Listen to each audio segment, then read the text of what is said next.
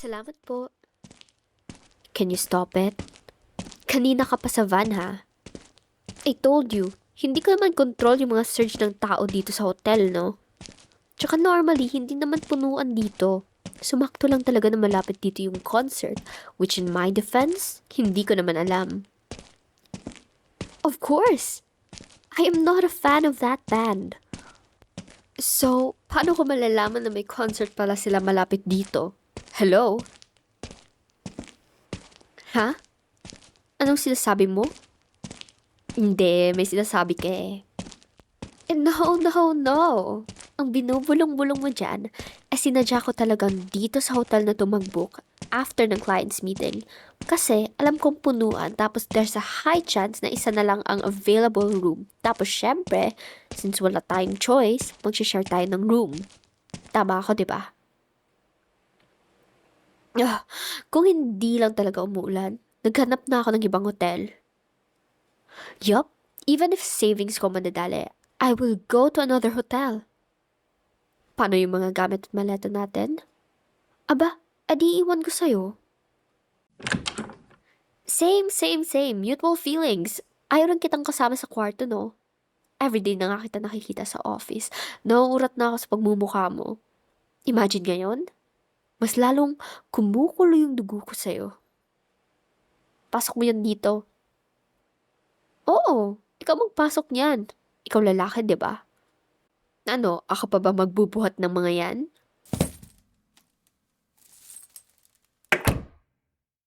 Oo, ako muna mag-shower. Ako. Ayusin mo na lang yung mga gamit dyan. Might as well mag-start ka na rin ng presentation natin again for tomorrow. Nasimulan ko na yung parts ko, pero draft pa lang yun. I suggest that you finalize them. May mga materials nga rin pala na binigay na siyan sa akin. I'll give it to you mamaya. Kasi, kating-kating na talaga ako mag-shower. Ramdam ko na yung lagkit sa katawan ko. Fine. Any design. Hindi naman strict yung binigay ni TL sa atin na outline eh. You can use mine or pwede ka rin gumawa ng sa'yo. But, I suggest you use mine. Mas magaling ako sa'yo eh.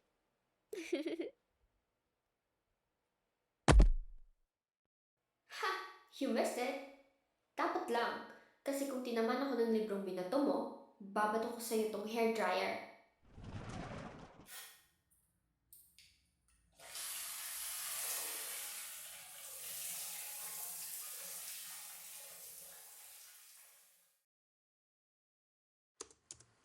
Yup. Patapos na ako. Teka lang.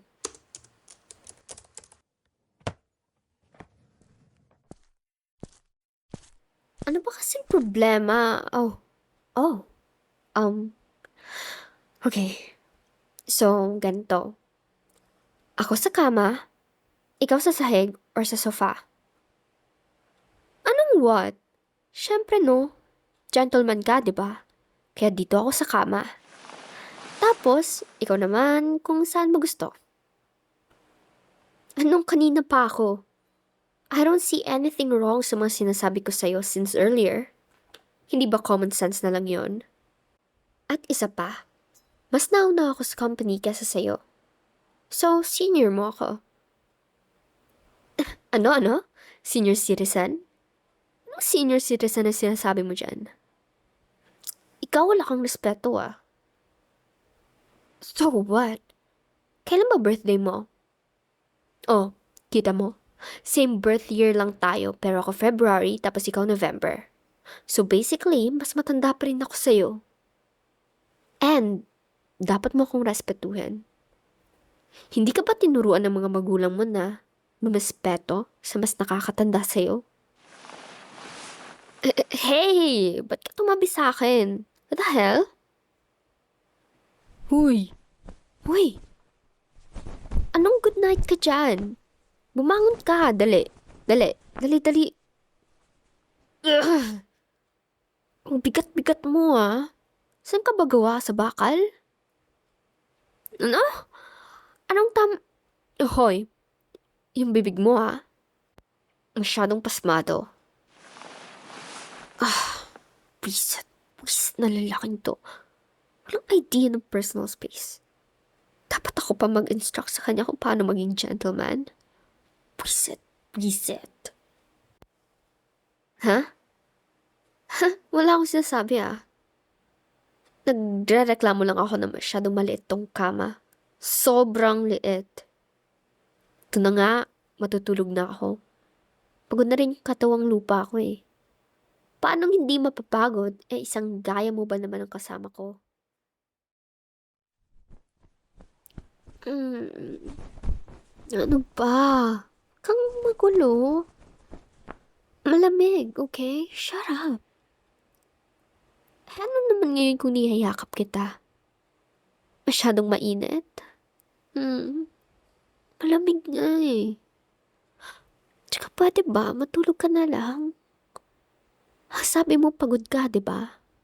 Same tayo. Pagod na rin ako, kaya matulog na tayo. Huwag mo nga tinatanggal yung kamay ko sa pagkakayakap sa'yo. Malamig nga sabi. Ano to? Body heat. Tama, kailangan ko ng body heat. Oo, alam ko na may kumot naman, pero isa lang eh. And because of that, hindi effective. Malamig pa rin. Kaya niyayakap kita ngayon. Akala mo ba ginagawa ko to kasi gusto ko? Of course not. Hindi kita niyayakap kasi gusto kita, no? Asa ka naman. Niyayakap kita kasi... Kasi Kasi nga malamig. Gusto mo bang yakapin kita o gusto mong pagkagising mo bukas, malamig na katawan na yung katabi mo? Good. Ayun naman pala eh. Kaya matulog ka na and don't mind me. Ano na naman Hmm? Di ka comfortable? Ako comfortable akong kayakap yung likuran mo, kaya okay na to. Just sleep. Just sleep, please. Kung tulog ka na, hindi ka na makakaramdam ng uncomfortable feeling, okay? Isa pa. Isa pa ha? Bakit ka pa galaw ng galaw? Oo, nilalamig nga ako. So, hinaan ko yung aircon. Natamad nga ako bumangon. Pagod na yung katawang lupa ko. Okay, kung gusto mo, ikaw na lang yung tumayo dun. At, hinaan yung aircon, okay? Much better if patayin mo na lang din. Natamad ka rin? Okay, at the same tayo, kaya I suggest we sleep like this. Bakit? I don't see anything wrong here. Tsaka isa pa. Do you have a girlfriend? Wife? Wala naman, di ba? I'm also single. And nilalamig ako. Ewan ko lang sa'yo kasi ang init mo. Teka. Anas. Tapatin mo nga ako. Do you have a crush on me? Talaga. Humarap ko pa talaga sa akin Ano? Yes or no? Oh. Ba't ka ganyan makatingin? I'm just asking you if you like me or not. Ang seryoso naman ang mukha mo. Ako? Wala akong gusto sa'yo Ang kapal naman ng mukha mo para mag-assume niyan. Tsaka, nilalamig talaga ako kaya niyakap kita kanina. But, would I do that to other people? What do you mean? I won't, no? Ginawa ko lang naman yun kasi ikaw yun. Ang sabi ko, kung hindi ka ang katabi ko ngayon, hindi ko rin naman sila yayakapin, no? Maligas na lang siguro ako sa lamig. Ginawa ko lang yun kasi ayoko naman na ma-negative points ka na naman kay TL, no? Oo, ginagawa ko lang din to for your sake. Imagine if tomorrow, nagkasakit ako, especially si Pon. Sino magpe-present? Ikaw? Lagot tayo. Alam naman nating dalawa na ayaw mong humarap sa mga tao, di ba? Presentation pa kaya. And I know na dapat yung mga project na to, kaya na to, para sa'yo lang. Pero wala kang choice na dalhin ako kasi I'm the best presenter in our team. Kaya nga dapat hindi mo ako ini-stress eh. And lahat ng gusto ko, sinusunod mo. Remember, sa akin nakasalalay ang project na to. I can mess it or make it the best presentation the clients have ever experienced. In conclusion, kung gusto mong maging smooth ang daloy ng presentation natin bukas, you should just let me hug you. Para hindi ako malamigan. Para hindi ako magkasipon. Ayan. O, diba? Napakadali lang naman ng request ko. But remember ha, hindi ko to ginagawa kasi gusto kita. Or gusto ko ng kayakap ngayon. Huwag kang asyumero.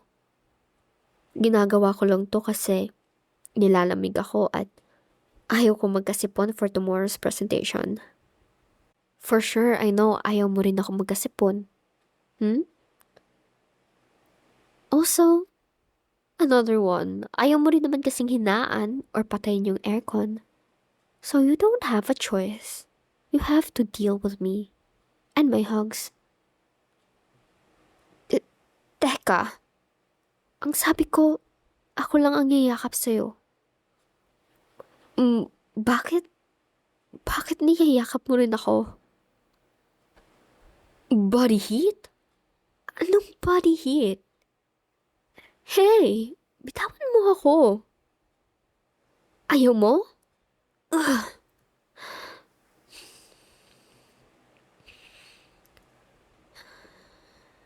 Alam kong nararamdaman mo rin.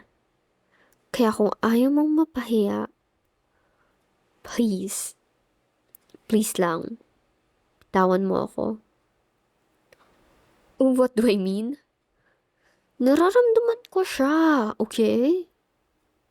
So please, bitawan mo ako. Anong you're too embarrassed to move na? Alam mo, mas nakakahiya kung hindi ka pa magpakalayo-layo sa akin. Kasi nararamdaman ko talaga siya. Please, damdam ko siya sa hita ko. Seriously? Are you asleep now? Or nagtutulog-tulugan ka lang? Talaga naman, humihilik pa. Ganyan ka na ba ka-embarrassed and stressed? Para tulugan ako in this situation?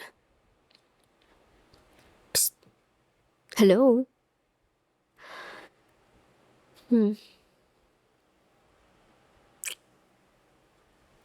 Wow. No reaction. So tulog na nga. That kiss, ginawa ko lang yun to check if you're still awake or sleeping already, okay? Walang mali siya yun.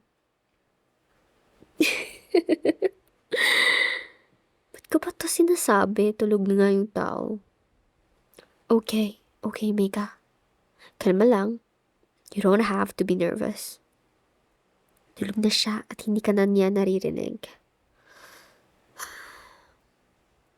Kung alam mo lang, kung nakailang balik ako kay Tia, and mag-propose to accompany you dito sa meeting na to with your client. Did you know?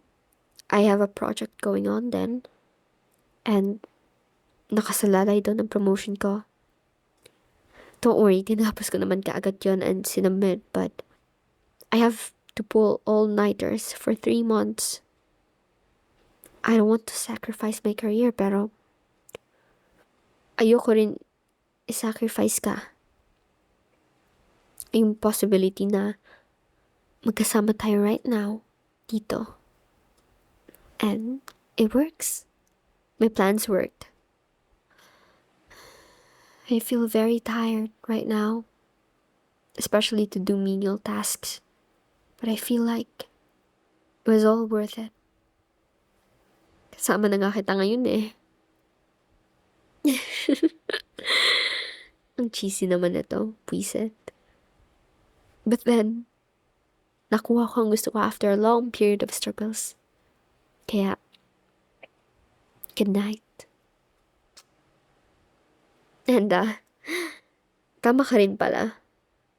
I know about the concert. And I also know the receptionist. She's my friend. Yeah, I planned it all.